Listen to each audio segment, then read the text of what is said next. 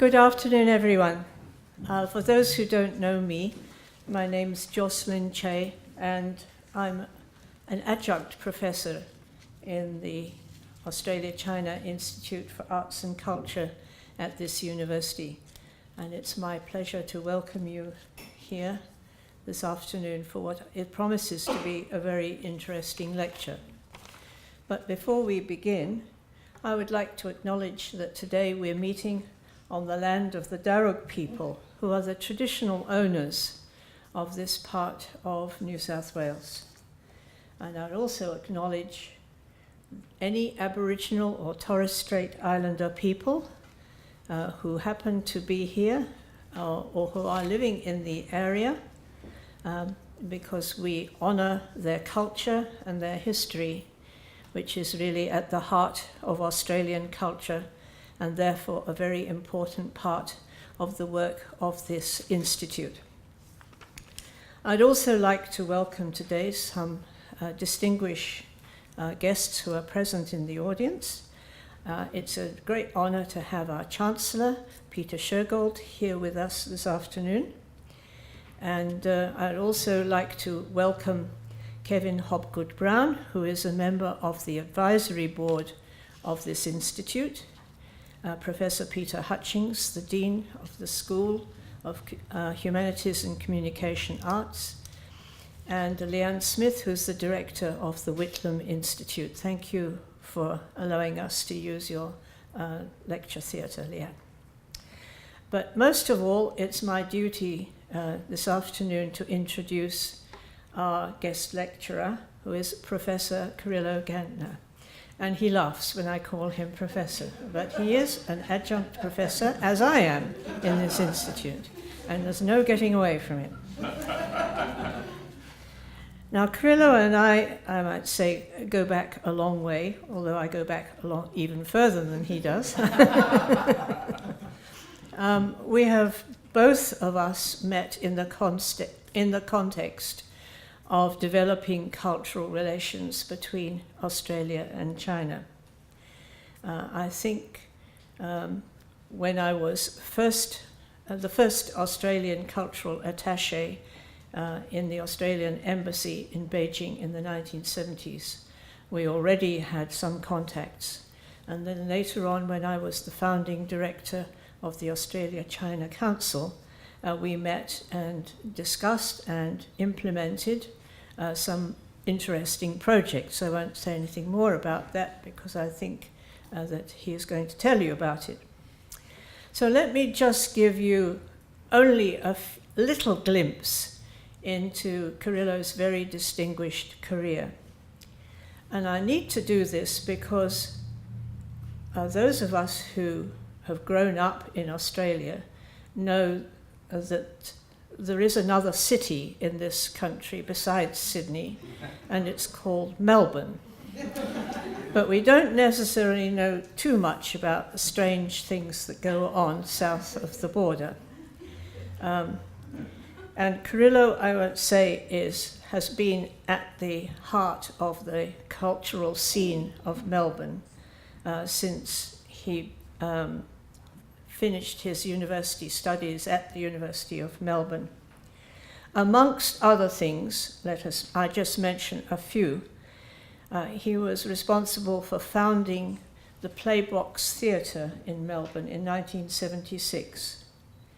He was involved in the development and foundation of the Malthouse Theatre, which opened in 1990.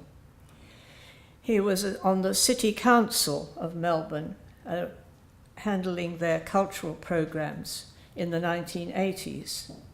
He has been the chair of ACIAC at the University of Melbourne. He's been the president of the Maya Foundation. He has been the chairman, I think, so of the Sydney Maya Fund. He has toured many Chinese and Japanese theatre companies and performing arts companies in Australia. He has been the artistic director of the Four Winds Festival in Bermagui, which happens to be on this side of the border. He has been the president of the Victorian Arts Centre. He has been the chair of the Melbourne International Arts Festival. He has been the chair of the Melbourne International Comedy Festival.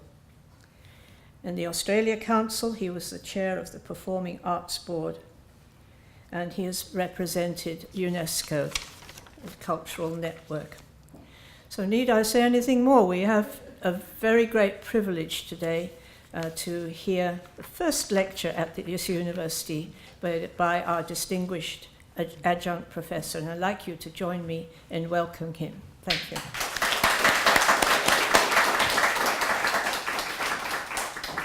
Thank you, Jocelyn. I'm reminded of a little story I told Jocelyn as we were walking up here about a young man who joined the protocol department at the White House during George Bush's tenure. And he was told that if he was introducing someone important, he shouldn't say very much about them because the audience already knew it. So his first gig was to introduce the president's wife at a function, and so he said, "Ladies and gentlemen, I give you Laura Bush, the First Lady of the United States, and the less said about her, the better." So I feel a bit the same way. The less said about me, the better. Let me start by acknowledging the traditional owners of this unceded land around Parramatta, the Parramatta people, a clan of the Darug, who lived on the upper reaches of the Parramatta River, which I learned meant the place of eels, which I hadn't known before I looked that up. And I pay my respects to their elders past and present, and to any other First Nation people here today. As Jocelyn said, it's fitting that at an institute focused on arts and culture that we acknowledge that we and all Australians are the beneficiaries of the rich traditional culture of the first inhabitants here, and of the vibrant contemporary expressions of this culture in the visual and performing arts. Can I also please pay my respects and give thanks to a couple of our own elders, first to Professor Wong Laval, the Distinguished Director of the Australia-China Institute for Arts and Culture. I thank you, Professor, for inviting me here today, and you're a proper professor, not like me. My thanks also to Dr. Jocelyn Che, the founding director here, who introduced me to the Institute. And Jocelyn, as she said, is an old friend from across the decades and from over the seas. As many of you will know, she was the first cultural counsellor at the Australian Embassy in Beijing after diplomatic relations were established with the People's Republic of China in 1972 by our wonderful former Prime Minister Gough Whitlam, and I'm really delighted to be in this place because of that. I've already blown it by appearing to take political sides in my love of Gough, and I know that's entirely undiplomatic, but it's a personal thing, because when we were young, it was truly exciting when Gough came to power after long years of conservative political torpor in Australia. On Gough's first day in office, when only he and the Treasurer Lance Barnard had been sworn in, Gough did two extraordinary things towards which the majority of young Australians had been working for years. He recognised the People's Republic of China, and he withdrew Australian troops from the quagmire of the Vietnam War. Not a bad day's work. As the English poet William Wordsworth wrote in another context altogether, "Bliss was it in that dawn to be alive, but to be young was very heaven." We talk of establishing diplomatic relations with the People's Republic of China in 1972 as though it was the very first time China ever came on the Australian radar. We usually forget, or perhaps we never learned, that Australia also had diplomatic relations with the Kuomintang, or nationalist government of China, of Chiang Kai-shek, in Nanjing prior to their defeat by the communists and the declaration of the People's Republic in 1949. And of course, the Chinese have been in Australia in considerable numbers since the gold rush of the 1850s. There was some very deep racism against the Chinese in those early colonial years, and today we're unfortunately seeing shadows of that again. But that's another lecture for another day.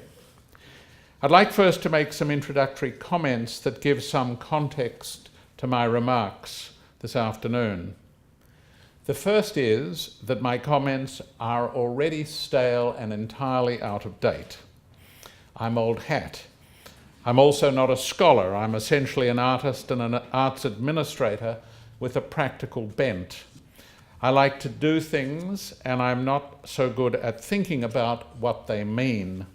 Others do that much better than me. Second, the China that I worked in the mid-1980s has long since gone. China is vast, China is complex, and China changes so rapidly it's not possible for a part-time observer like me to keep pace. I used to say that the more you go, the less you know. To date myself and to give you an idea of how much things have changed, when I went to work in the Australian Embassy in 1985, I carried with me one of the very first Apple Macintosh computers. It was the size of a small suitcase and could only be used for word processing. Emails were not yet used for daily communication, and Google and Facebook, let alone Alibaba and Tencent, didn't yet exist. My wife Siyin grew up in the Cultural Revolution, and coming from an artistic and intellectual family, or the ninth stinking class as they were called in that wonderfully colourful language of the time, they suffered a great deal. Her grandfather was killed in front of her, her parents were sent to labour camp, schools were closed, she was sent to live with relations on a naval base. Almost 10 years of national chaos, personal tragedy, political isolation, and economic disaster. For many students studying in Australia today, Cultural Revolution China is about as distant and foreign as the French Revolution, about which Wordsworth was speaking in those lines I quoted above. I first went to China in February 1977, just after the so-called smashing and renunciation of the Gang of Four. Again, the colourful language, and again, I get blank stares from young Chinese. I would have been significantly older than some students in this room when the great helmsman himself, Mao Zedong, died in October 1976, and after him, during the rise, or should I say the return, of Deng Xiaoping. Gods in their day, Mao and Deng, are ancient history to the young Chinese we meet here today. Now you may as well be talking of emperors from distant dynasties like Qin Shi Huang or Qianlong. These young Chinese have grown up in a different China to the one I first saw in 1977, a China that has made an extraordinary shift in only 2 generations towards middle-income prosperity. They are highly educated and interested in most of the same things that my own children are: their salaries, holidays, music, food, and fashion. They come from a culture that places education at the center, as central to advancement in life. Even if they don't like some aspects of their motherland, they feel attachment towards it. They're proud of China's rise in world affairs, and they feel a proper patriotism, as they should. That doesn't make them stooges for China, let alone spies working against Australia, as Clive Hamilton in his book Silent Invasion would suggest. I'm rather proud that I too was criticised by Mr. Hamilton in this book. Not quite a security risk, but clearly a panda hugger. Why? Because I promoted the tour of the National Ballet of China with their production of The Red Detachment of Women, which we brought into the first triennial of Asian Performing Arts, or Asiatopa as it was called, in 2017. This was the ballet version of one of the 8 model operas from the Cultural Revolution. In the late 1960s, these 8 propaganda-heavy stories were virtually the only ones allowed to be seen and heard in any form of public entertainment. Chinese opera, dance, drama, puppetry, and so on. And people grew utterly bored with them. Today, they're historical curiosities, devoid of any sting of propaganda power. Who cares that they were once designed to educate the masses, and especially the workers, peasants, and soldiers? I'd only seen the model operas on film or heard the music in recordings, so for me the chance to experience one live, performed by one of the world's great ballet companies, and the National Ballet of China is most certainly one of the world's great ballet companies, was something special and worth pursuing. For my wife, these model operas were her childhood Harry Potter, except with a very sour taste, because the children at her Hogwarts really did kill some of their teachers, and the Red Guards of Lord Voldemort really did bring chaos and death to so many. Even before I first went there in 1977, I was interested in the performing arts of China. There was something very powerful happening in a country that had initiated 10 years of national convulsion on the back of a review of Wuhan's play, Hai Rei Dismissed from Office. I tried through the Chinese embassy in Canberra to get permission to take an Australian theatre group into that country and to arrange for myself to work with a Chinese troupe in Wuhan, unsuccessfully in both instances. Then in Beijing on that first trip with a group from the Committee for Australia-China Relations, a group that was founded in 1972 by Stephen Fitzgerald and Myra Roper, one from each side of the Mexican border, I note, I was summoned down to the foyer of the old Beijing hotel to face some unidentified officials. I thought I must have offended some local custom and was going to be expelled. Instead, I was invited to return to China with an Australian theatre group. It took a year to organise and select the group, but in 1978, I led the first professional theatre tour from the West to China since the end of the Cultural Revolution. We saw many shows, visited many performing companies, spoken theatre and traditional opera schools, acrobatic troupes, music conservatories and symphony orchestras.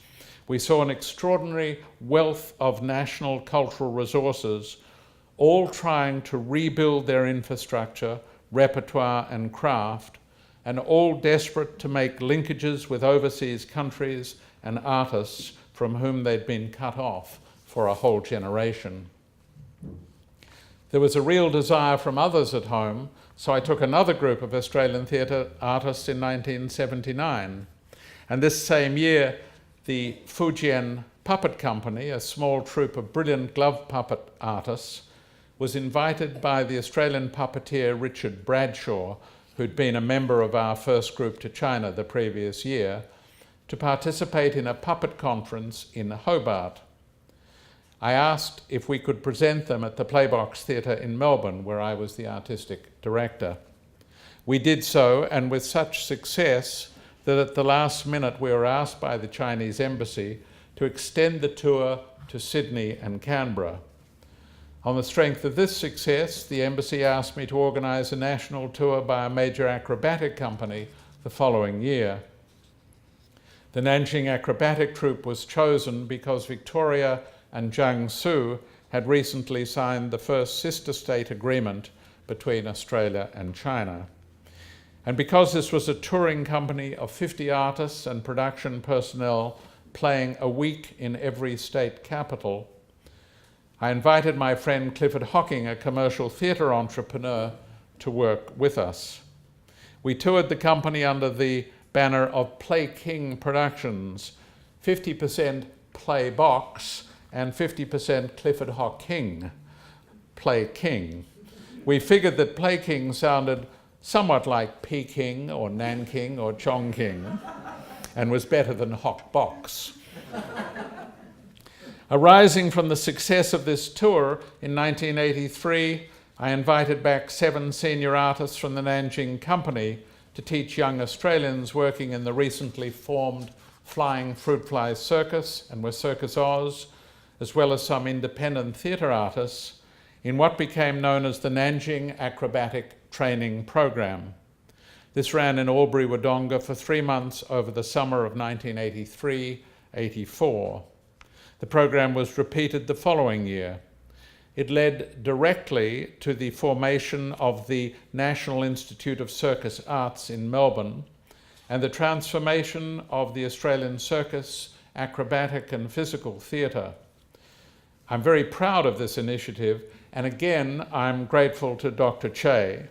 She was, by this time, as she said, the founding director of the Australia-China Council, the first of the bilateral councils under the Department of Foreign Affairs.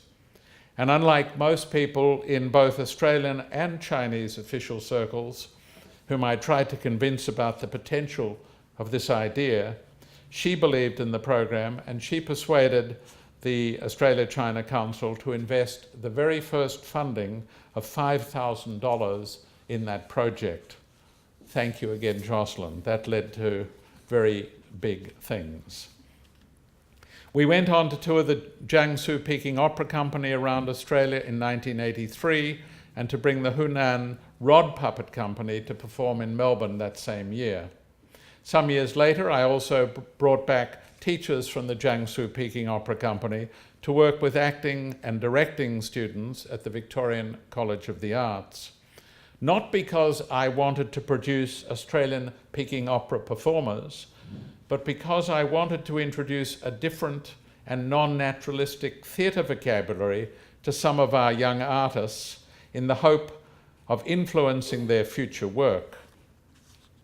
Within the Playbox Theatre, I was also trying to exert an Asian influence in our programming, selecting plays by Australian writers on Chinese and Japanese themes, commissioning Asian Australian writers, travelling to China regularly, and receiving delegations from these countries to form connections and networks for our own company. I used to say that my definition of happiness was to act in one play a year, to direct one play a year, and to go to China once a year. And most years I was pretty happy.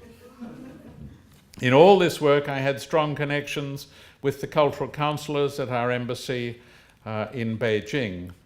In 1984, Sam Gerovich, who was then in the role, encouraged me to apply for the position which he was vacating in April 1985. I did so, and very bravely, I think, Foreign Affairs selected me, a professional theatre artist, as the 4th Australian cultural counsellor in our embassy in China, following Jocelyn, Ross Maddock, Sam Gerovich, and then I was the 4th. Why did they think I could do it? I suppose because I had excellent contacts in the Ministry of Culture and in some of the provincial cultural agencies. I travelled around many parts of China. I had wide knowledge across the Australian performing arts sector. I was a self-starter and a pretty competent manager. I knew the essential things for travel in any foreign country were curiosity and courtesy, and I could say ni hao. I got my security clearance, arranged my personal affairs, and worked on my succession at Playbox Theatre, while the department sent me to the language school at Melbourne's Point Cook for 1 term for a crash course in kindergarten Chinese, plus a month at language school in Taipei, where the food and the Palace Museum were wonderful, but my pathetic language skills went backwards, confused by the long-form characters and the Wade Giles instead of the pinyin system of romanization. And I arrived in Beijing in April 1985. The Australian Embassy in those days was a much smaller place with a much smaller staff than today. I found myself with a wide range of responsibilities way beyond the known field of the arts and cultural exchange. I was in fact responsible for absolutely everything in the embassy, that came to the embassy that was not politics or trade or aid or defence. Once again, I crossed paths with Dr. Che, who is now Australia's Senior Trade Commissioner at the embassy, and always a great source of good counsel for me. I recall that early on we had a delightful demarcation dispute about whether wine was trade or culture. We settled this very amicably by concluding that when you sold it, that was clearly trade, but when you drank it, that was culture. I think I had the better side of the deal. I was blessed in my job also by having a most wonderful ambassador for most of my term at the embassy, Professor Ross Garneau. The ambassador is the captain of the ship, and I was fortunate that Ross was not a career diplomat obsessed with protocol and rules. He told me just to get results and to call on him if I needed help with political muscle back in Australia. I did call on this from time to time because while the Chinese bureaucracy was vast and always opaque, so you seldom knew where the obstacle might be, the Australian bureaucracy was smaller and more transparent. You knew who was blocking the desired outcome, and Ross knew the people who could clear the drain. When Ross was grappling with an issue, he sometimes called the 6 or 7 senior people together at the embassy, and we would each try to address the subject from our own vantage point and understanding: political, strategic, trade, aid, immigration, culture, whatever. Ross would then take our various contributions and within a day or two weave them into a rigorous and analytical paper which would be sent off to the PM or other senior Australian government ministers and officials. I had nothing but total admiration for the clarity of his thinking, and I still feel the same way as Professor Garneau continues to make a huge contribution to Australia as our foremost economist on Asia, on the study of the impact of climate change, and in many other areas of government and business. When I look back on my time in China, there are many highlights that come to mind across my many portfolios, but the core was always my work in arts and cultural exchange. Sometimes I used to joke that I was the first cultured cultural counsellor because I came from the theatre, whereas my 3 predecessors, as talented and as successful as they were all career diplomats. I loved going to shows, and often they taught me about issues that were current in the wider society. I kept a diary of 187 performances I saw in just over 2.5 years of every kind of Chinese performing arts and by international touring companies that came into Beijing. I oversaw the negotiations to determine the contents of the annual 2-way implementing program under the cultural agreement between our 2 countries. I negotiated a tour to China by the Australian Ballet. I introduced Chinese artists and companies to their Australian counterparts and vice versa. I could do this directly because I knew the Australian arts scene so well. I did not, therefore, have to send a note to the Cultural Relations branch at DFAT and hope that they might have an idea about with whom the artist or company might link. I shepherded Australian artists and cultural delegations that did come to China, and I recommended some brilliant Chinese artists directly to the right entity here. Superb tenors I was hearing to the Australian Opera, for instance, or outstanding conductors to the ABC, who managed Australia's major symphony orchestras at that time.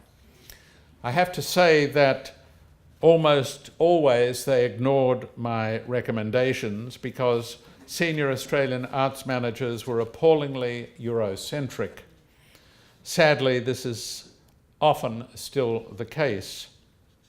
China was simply not yet in their imaginative sphere, and even the greatest Chinese artists were entirely off the radar. I'm happy to say that's no longer the case, but it certainly was in the 80s. I tried to make sense of what I was seeing and hearing across the cultural sector and to write reports for DFAT that attempted to analyse the significance of this, not only in the cultural sphere, but also political. It often surprised my colleagues in the political section of the embassy that I was able to detect trends and the threads of some new political winds before they did. This was simply because in China, culture is very close to ideology, and the cold winds of change frequently struck the artist's cheeks before those of others. In every Asian country I know, culture is at the very centre of life, through a broad understanding of one's language, history, education, art, food, and even politics. Whereas most Australians, if you say the word culture, they think that's what you do on Saturday night. I had many adventures across my portfolios, but I only have time today to share a few of them with you. Let me start by my directing an Australian play for the Shanghai People's Art Theatre in 1986. After a long meeting to discuss my experience and ideas, I received the invitation from the grand old man of 20th century modern Chinese spoken drama, or Huaju, Huang Zuolin. Having been given permission by Canberra to direct a play, I was introduced to the artistic director of the Shanghai company, the noted and often controversial playwright Xia Xin, who sadly died just recently. The Chinese Ministry of Culture reported my invitation to the Ministry of Foreign Affairs, who oversaw all foreign diplomatic activity in China. They promptly disallowed my invitations on the ground that a foreign diplomat could not be a professional play director with a Chinese theatre company. We solved the conundrum with an elegant Chinese and face-saving solution during the entire rehearsal period in Shanghai, and until I returned to my desk in the embassy in Beijing, I just became an ordinary Australian again by handing in my diplomatic passport with its status and accompanying privileges, and simply using my ordinary Australian passport like any other ordinary visiting artist. So what play would we do? I had 4 translated and sent to the company for them to choose. I thought they would choose the Australian classic Summer of the 17th Doll by Ray Lawler, a work that's thought to mark the beginning of the new era of Australian playwriting from the mid-1950s. I proposed to set it in Shanghai with the central characters Ru and Barney played as labourers in the pineapple fields of Fujian rather than the sugarcane fields of Queensland. The company surprised me entirely by their selection of Jack Hibbard's A Stretch of the Imagination. It's a wonderful piece of idiomatic and colourful writing, but it's a one-man play. Xia Xin told me that the company had something like 150 full-time actors on contract, so they always chose large cast plays and had never before done a one-man play. This was something new for China. They cast a terrific character actor from the company, Wei Zhongwan, and I had 2 translations made by Professor Hu Wenzhong from the Beijing Foreign Studies University. One translation was utterly literal, and the other tried to find Chinese equivalent expression for the playwright's exotic and sometimes blue, or yellow as the Chinese would say, turn of phrase. I used the first translation as a reference to help the actor understand the exact meaning that the writer sought to convey, and I used the second for the production itself, so that audiences could feel more attuned to the flavour of the work. We rehearsed in the studio at the Shanghai Drama Academy. In the rehearsal room, I had a full-time interpreter by my side who could explain the complexities of language and meaning. But we quickly found that the actor could best understand my direction around the character's physical expression when I acted it out myself on the floor. About 10 days before the opening, all the senior leaders of the company came into the rehearsal room to watch the run-through. I was then put through a rigorous but respectful session of what the Chinese call criticism and self-criticism, which was tough to absorb, but tremendously valuable, not only in improving the production, as it genuinely did, but also in my learning something about humility. Then, just before we were to open at the Lyceum Theatre across the road from the Jinjiang Hotel in central Shanghai, the Shanghai Cultural Bureau declared the production ne bu. Essentially, this means that the work was thought to be offensive or otherwise problematic, and that therefore only members of the Communist Party could see the show, as they were thought to possess sufficiently strong moral fibre to be able to resist the play's corrupting influence. The general public could not buy tickets. The minister in our embassy, David Ambrose, flew down to Shanghai. He and I took the senior officials of the Cultural Bureau to a long lunch, and box office disaster was averted. The offending moments in the production seemed to be the actors simulated but utterly convincing urination into a barrel, and an extravagant line in the script which was followed by the words, Homer, the Greek writer, Homer said that. The translator had used the common transliteration for the classical Greek writer's name as Homer, but in other tones this meant hippopotamus, which, unbeknownst to me, was street slang for the aging Mao Zedong. Inadvertently, we were sending up the chairman. David was so charming at lunch that all restrictions were lifted and the production was allowed to proceed as it was, but both moments drew gasps and embarrassed giggles from the audience every night. I wanted to write a book about that whole experience, as Arthur Miller had done around a production of his Death of a Salesman in Beijing several months before this. But I lacked Arthur Miller's fame, and I couldn't find an Australian publisher who thought it was an interesting idea. The first chapter I'd written as a teaser was subsequently published by the Australian literary magazine Meanjin, which comes out of the University of Melbourne. It's a pity because I really loved working in Shanghai. I loved the daily creative stimulation of cross-cultural rehearsals, and I look back on this experience as one of the various happiest and most satisfying few months in my life. Another great experience was twice to travel around China with Gough Whitlam himself when he was chairman of the Australia-China Council.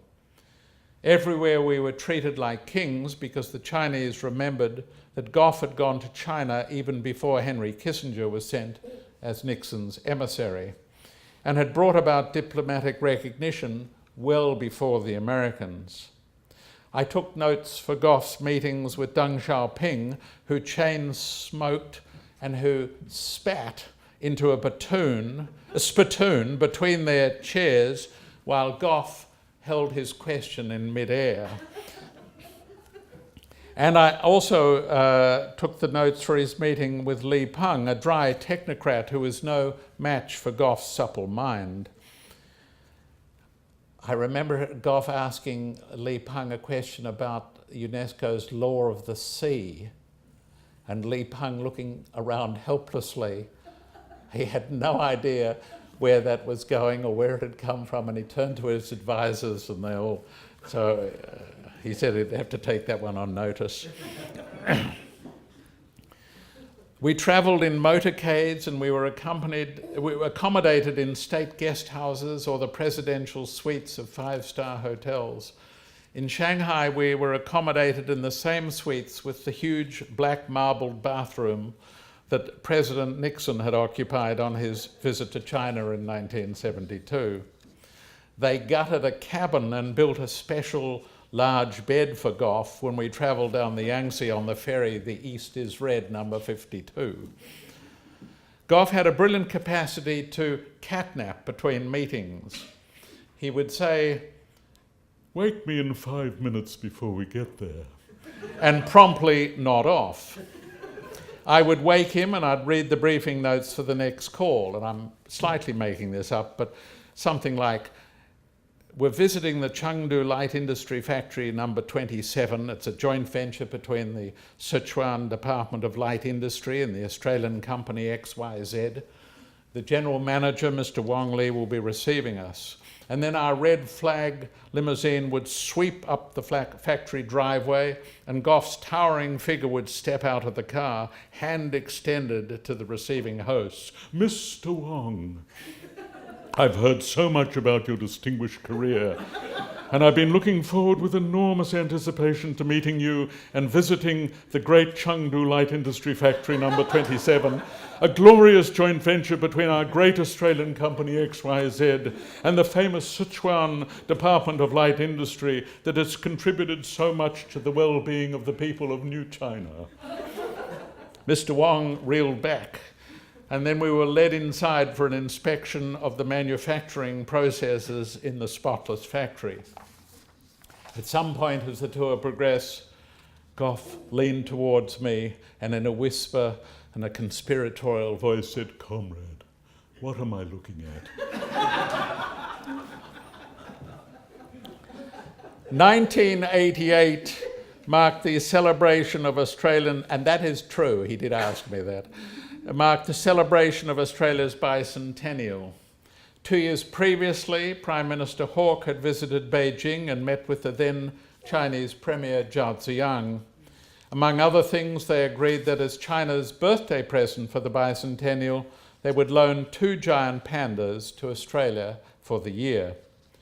Because this fell within my responsibilities for conservation and the environment, I was given carriage for negotiating the deal with the Ministry of Forestry and Fisheries.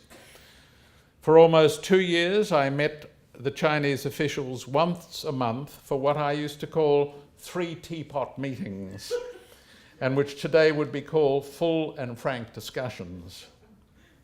We covered an immense amount of detail in matters such as transport, security, feeding, facilities at the Australian zoos, quarantine, arrangements for the keepers, and of course, the fees. The Chinese are masterful negotiators. In my experience, they only feared dealing with the Japanese because they knew each other's tricks.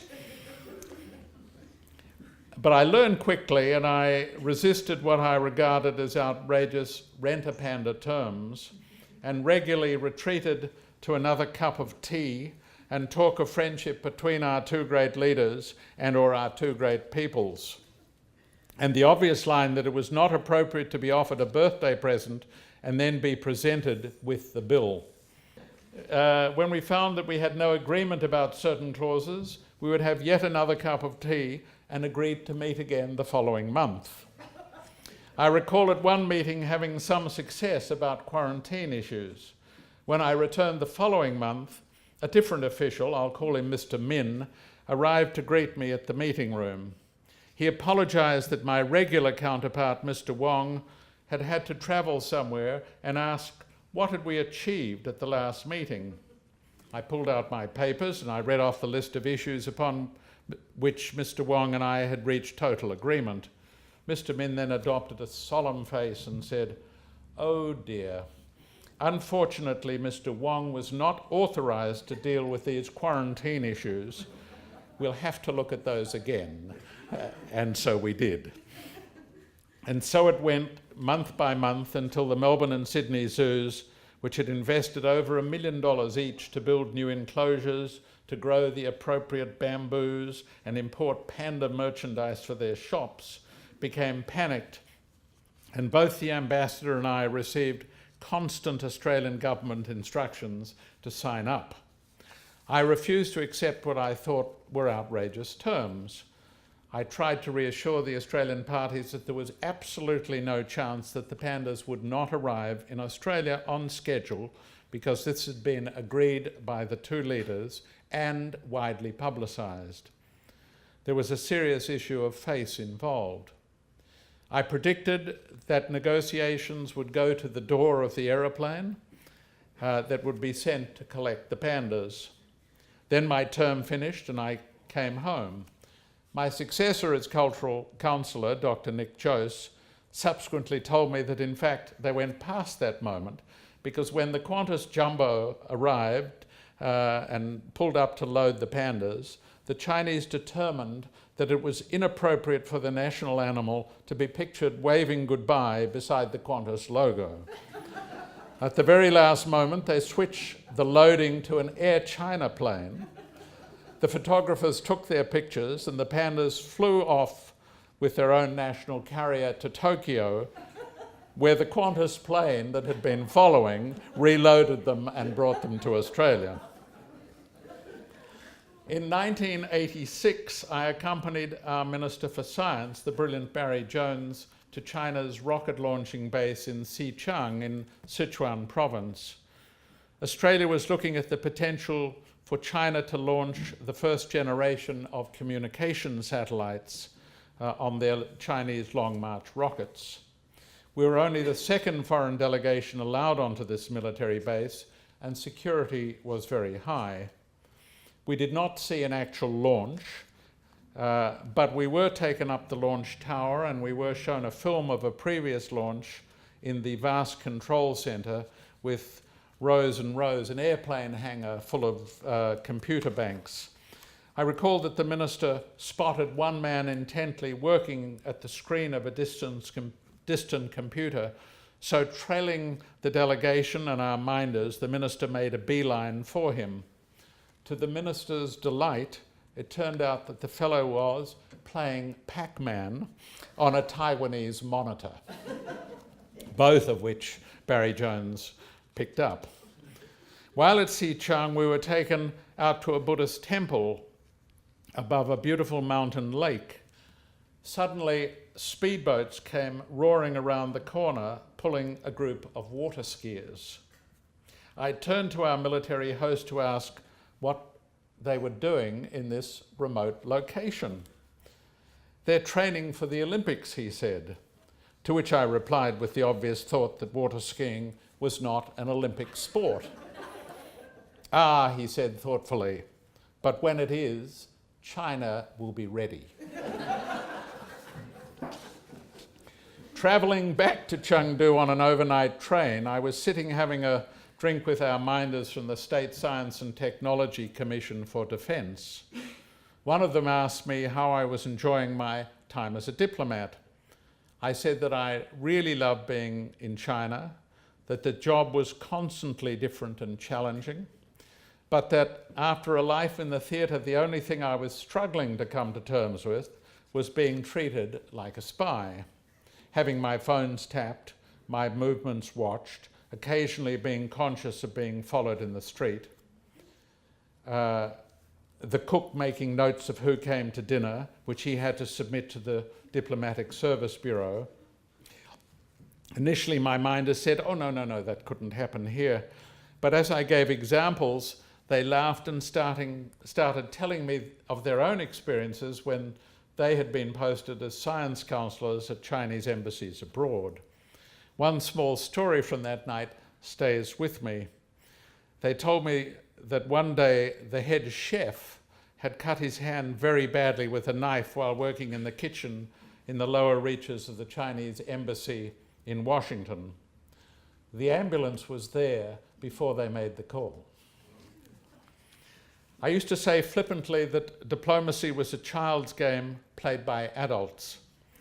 We were not allowed to drive to the coastal resort of Beidahe in Hebei province, where the Chinese leadership held their summer retreat, and more to the point where the Australian embassy had a beach house we could occasionally use for weekend recreation. We had to take the train. In return, DFAT required that Chinese diplomats in Canberra should not be allowed to drive to the coast at Bateman's Bay in New South Wales on the south coast. But of course the Chinese policy of equality and mutual benefit couldn't be applied as there's no train to Bateman's Bay. Cultural diplomacy is in fact a very serious business, and yet Australia seriously underestimates its potency. China does not. China is investing big efforts and big money in so-called soft power initiatives to win friends and influence people. After arguing for over 40 years that Australia needs a dedicated agency to promote our image abroad, and I mean that in the widest sense to include academic exchanges and other broadly cultural programs, we still have a hopelessly fragmented approach with very modest pockets of money within the Australia Council, with DFAT, with the various bilateral councils under DFAT, with state and local government arts agencies and other peripheral entities. We have no national strategy even to coordinate these pockets, let alone an organisation devoted to the job, such as the Japan Foundation, the British Council, Germany's Goethe Institute, or the Alliance Française. It's actually a nightmare for an arts organisation seeking funding to tour to Asia. You get a little bit here and a little bit there, and a knockback here and a knockback there. Worse, Australia has no career structure for arts managers who want to work in the field of international cultural exchange. When he was Australian Foreign Minister, Alexander Downer removed the cultural counsellors from our major embassies in Asia, arguing that it would save money. In line with the Howard government's wider policies, we kept these positions of cultural counsellors in Washington and London. Their responsibilities were given to the public affairs counsellors in the Asian embassies, whose main work is seeking favourable local media for Australia, and especially for visiting Australian government ministers. Our major embassies in Asia now service the cultural area with locally engaged staff. Most of them are therefore from the host country, though some are Australian. They're keen and wonderful people, but they lack seniority within the embassy, and they often don't know either the cultural scene in Australia or the host country very well. Many years ago, our government ceased the practice of having a mutually agreed annual implementing program under the Australia-China Cultural Agreement. Again, this was to save money. Now it's a free-for-all which has many virtues and encourages opportunity and diversity from self-starters and those with organisational muscle. And yes, it has reduced DFAT's budget in this area, but it has cost every touring company and therefore cost Australia much more, because now every negotiation starts with no agreed ground rules about who pays for what. The great Chinese-American cellist Yo-Yo Ma said that culture helps us to imagine a better future.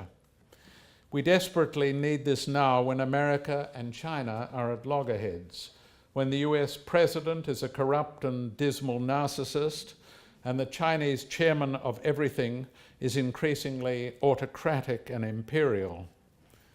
Politicians come and go, but China's rise is inexorable, and we should be welcoming the opportunities this presents while protecting our own interests, which can no longer always be synonymous with America's interests.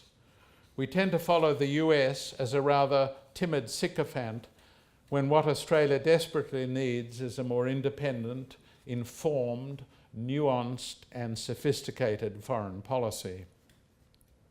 In this mix, artists make great ambassadors because they speak the language of the heart. Their focus is not transactional and intent on personal or corporate profit. Their currency is our common shared humanity. They open doors to mutual understanding that helps us all to deal with the inevitable bumps along the bilateral road.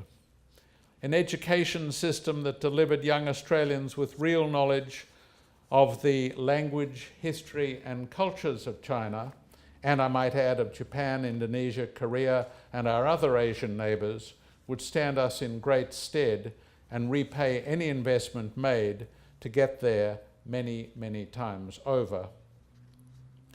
The first time I visited this university, I commented on the large number of Asian students on the campus. My initial impression was that they were overseas students, but this is not so.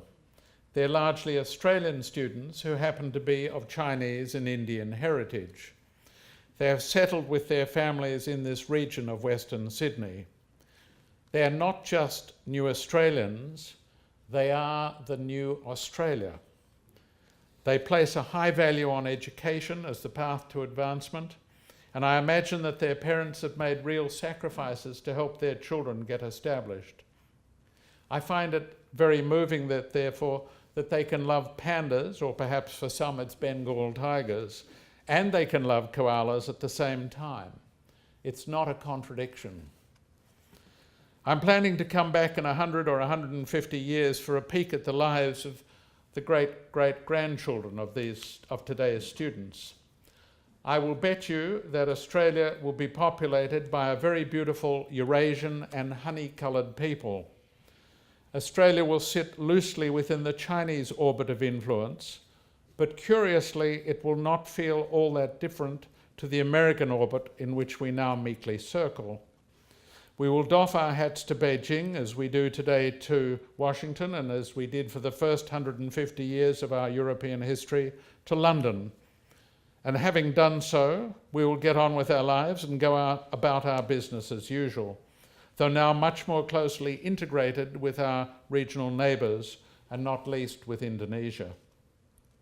We'll enjoy a rich culture that still draws its primary sources from Europe, from English language classics such as Chaucer, Shakespeare, and the King James Bible, but now enriched with other colours and textures from Chinese and Indian cultures and classics, the Peony Pavilion and Dream of the Red Mansion, the Mahabharata and the Ramayana.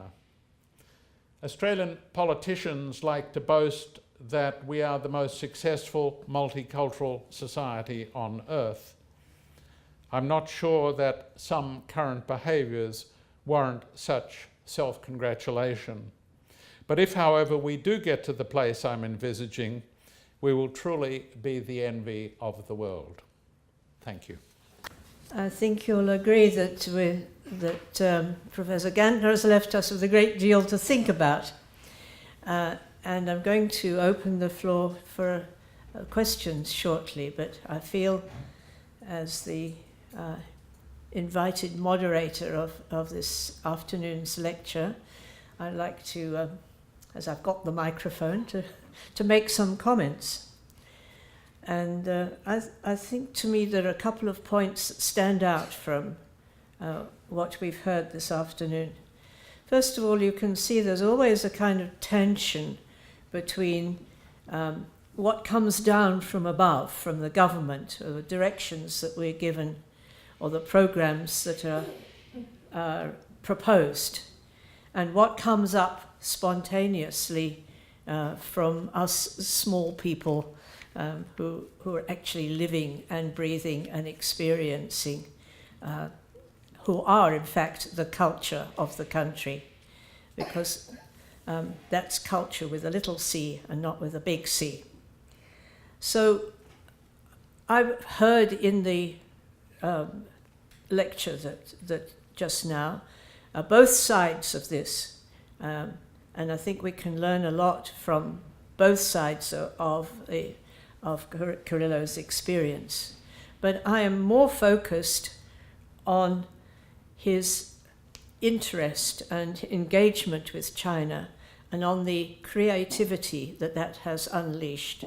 And in his concluding remarks, I think he's given us a vision, pointed us in the direction in which he feels, I feel, and I hope you feel, that Australia is bound to develop in the future. The main message surely is that from little things, big things grow.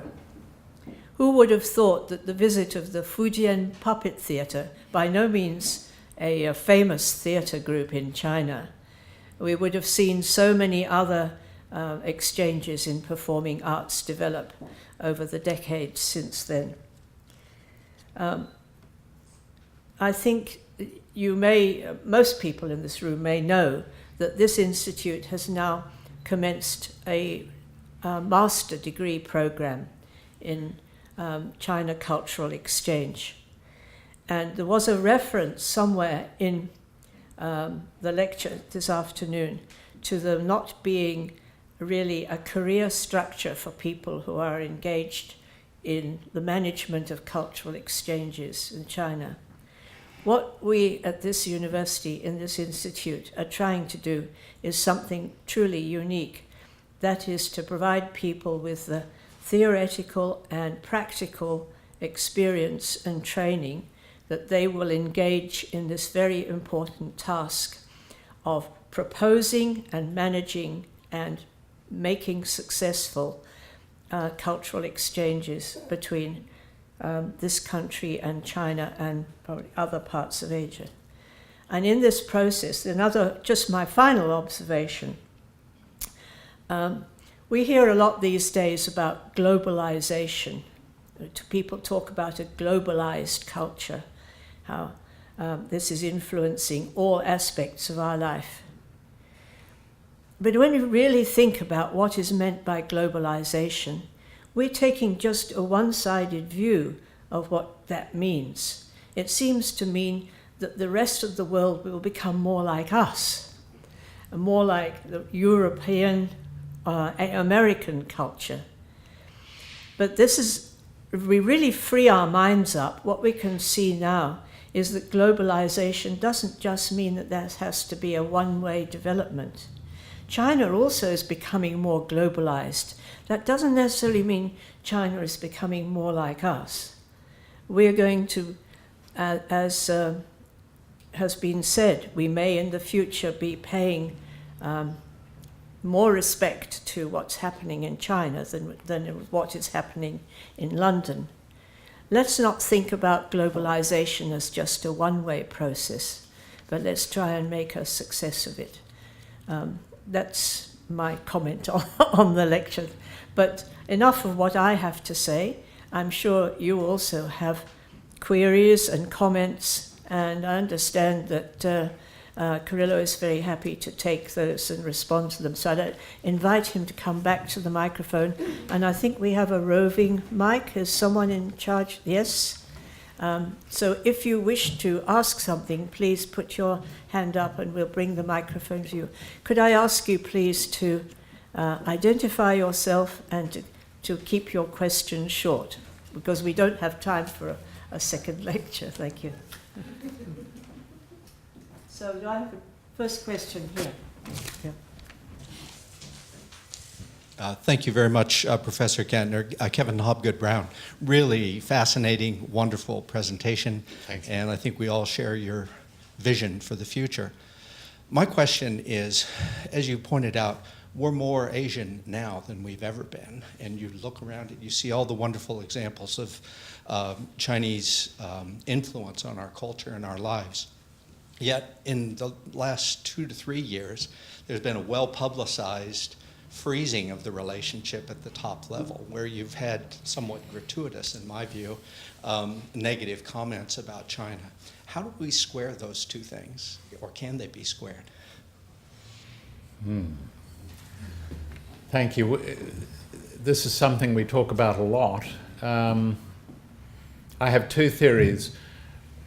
One, that Rupert Murdoch is so cross at Wendy that he's taking it out on China in his media empire every day. That's probably not the sole reason. There is a strong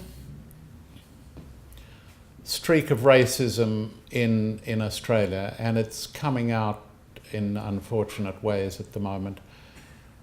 It's also true, talking to Jocelyn about this earlier today, the defence and security establishment seem to be calling the shots on the China relationship at the moment. And some of our politicians seem to think that it's advantageous to do a little, sometimes subtle, sometimes not so subtle, sort of China bashing. I think they'll be proved wrong. I'm very optimistic in the longer term, but it's uncomfortable now. But then I think back in was it the 80s, we were all bashing, or Australia was bashing Japan quite a lot, because Japan seemed to be the economic model that was conquering the world. I don't know the answer, but you can only try and diagnose some of the causes. And I think the economic case for the relationship is perhaps not being made strongly enough, and that's because we're in a bit of an economic downturn at the moment.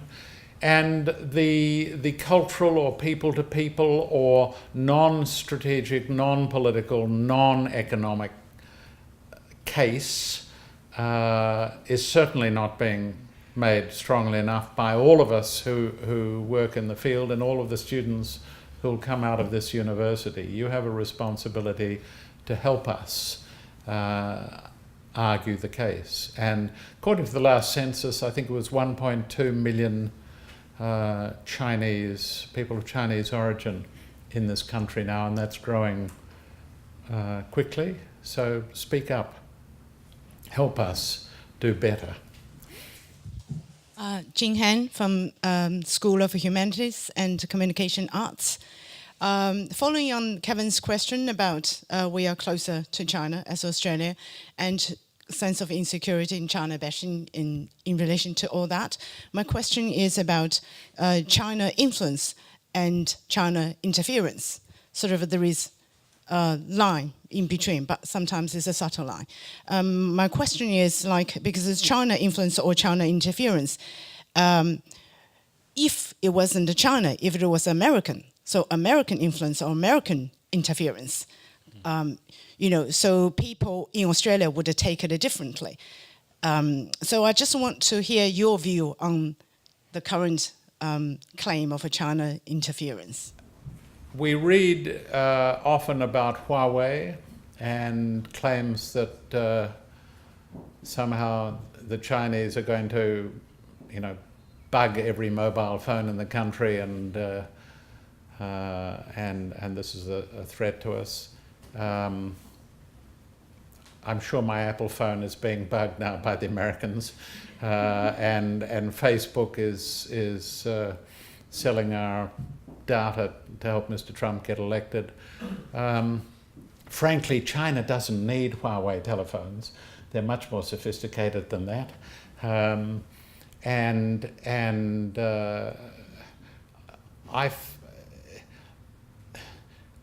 America is in a very perilous state at the moment, and they tend to be lashing out, and I think they're lashing out commercially because it makes them feel better. It doesn't make their technology better than Huawei, it just makes them feel better. The Chinese gentleman who generously donated the money to set up this institute has been denied a visa. If he's that much of a risk, why did both political parties take large amounts of money from him? Why did Australia give his wife and children visas, as we've learnt in recent days in the press? And if he's that much of a risk, I'd rather have him here where we can watch him than have him sitting plotting our downfall in Hong Kong. So the whole thing reads to me like a bad detective, spy book. I mean, I'm not making a lot of coherent sense, or I'm not seeing a lot of sense, but I don't move in those circles. All governments spy on each other. That's what they do, and they spy, and we spy on Asian countries. And there we were, caught bugging the president of Indonesia's wife's telephone. As I say, it's a child's game played by adults, and I don't want to engage in it. I think you probably never get near understanding another culture if you don't understand the language. And we are failing very badly in Australia by not putting greater emphasis on language education. I said to Jocelyn earlier today that in Victoria, there are more non-ethnically Chinese students in Year 12 studying Latin than there are studying Chinese. That's a sign of national insanity, which a whole succession of governments have responsibility for.